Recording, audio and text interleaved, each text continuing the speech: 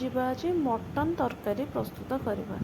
ସେଥିପାଇଁ ମୁଁ ଏଠି ମଟନ ନେଇଯାଇଛି, ଆଳୁ 2ଟା କାଟି ଦେଇଛି ଏଇ ଟାଇପ୍ର, ପିଆଜ କାଟିକି ରଖିଦେଇଛି, ଅଦା ରସୁଣ ଆଉ କିଛି ଗୋଟା ମସଲା ନେଇଛି, ଡାଲଚିନି, ଅଳେଇଚ, ଲବଙ୍ଗ, ତେଜପତ୍ର ନେଇଛି। ଚାଲନ୍ତୁ ପ୍ରଥମେ ଏଠି ଆମେ ଆଳୁକୁ ଭାଜିଦେବା।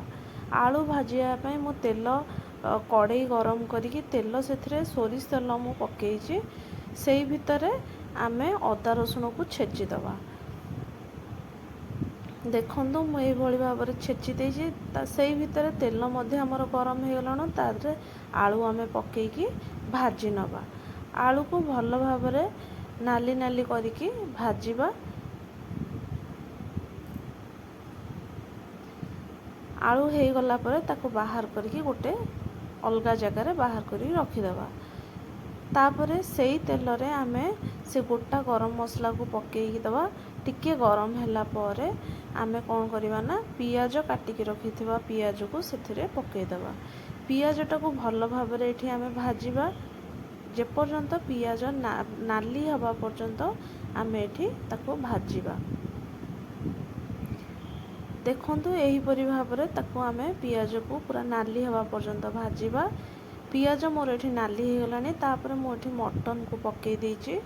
ମଟନକୁ ପକେଇକି ଟିକେ ଗୋଳେଇ ଦେବି। ଗୋଳେଇକି ତାକୁ ଢାଙ୍କି ଦେବା। ଢାଙ୍କିଲା ପରେ ତା ଦେହରୁ ପାଣି କିଛି ବାହାରି ମରିଯିବ। ମରିଗଲା ପରେ ଆମେ ତା ଦେହରେ କ'ଣ କରିବା ନା ଅଦା ରସୁଣ ଛେଚାକୁ ଏଠି ପକେଇଦେବା। ଏଇଠି ଆଉ ଗୋଟେ ମୁଁ ଗୋଟା ରସୁଣ ମୁଁ ଏଠି ପକେଇବି। ଗୋଟା ରସୁଣର ଉପର ଚୋପାକୁ ଖାଲି ଏମିତି ବାହାର କରିଦେଇଛି। ତାକୁ ଧୋଇକି ଭଲ ଭାବରେ ଏଠି ମୁଁ ପକେଇ ଦେଇଛି। ତାପରେ ତାକୁ ଆମେ ଏଠି କ'ଣ କରିବା ଟିକେ ଭଲସେ ଗୋଳେଇ ଦେବା। ଗୋଳେଇଲା ପରେ ମସଲା ଏଠି ଆଡ଼୍ କରିବା। ଏଠି ମୁଁ ମସଲା ନେଇଛି ହଳଦୀ ଗୁଣ୍ଡ, ଲଙ୍କା ଗୁଣ୍ଡ 2 ଚାମଚ ନେଇଛି, ହଳଦୀ ଗୁଣ୍ଡ 1/2 ଚାମଚ ନେଇଛି, ଧନିଆ ଗୁଣ୍ଡ 1 ଚାମଚ ନେଇଛି ଆଉ ଜିରା ଗୁଣ୍ଡ 2 ଚାମଚ ନେଇଛି।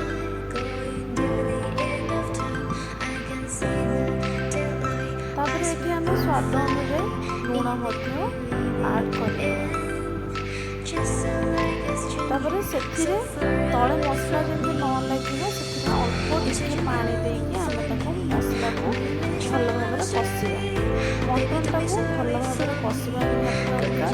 ଦେଖନ୍ତୁ ମଟନକୁ ଏହିପରି ଭାବରେ ଭଲ ଭାବରେ କଷିବା। ତାକୁ ମଝିରେ ମଝିରେ ଏମିତି ବାହାର କରିକି ଟିକେ ଅଳ୍ପ ପାଣି ଦେଇକି ତାକୁ କଷିକି ତାକୁ ପୁଣି ଘୋଡ଼େଇ ଦେବା।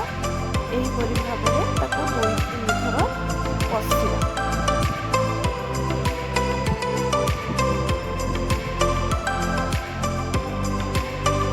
ମଟନକୁ ଯେତେ କଷିବେ ସେତେ ତା'ର ଟେଷ୍ଟ ବଢ଼ିବ।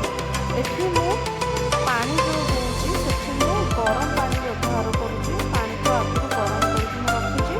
ସେଇ ପାଣିକୁ ମୁଁ ଏଠି ବ୍ୟବହାର କରୁଛି।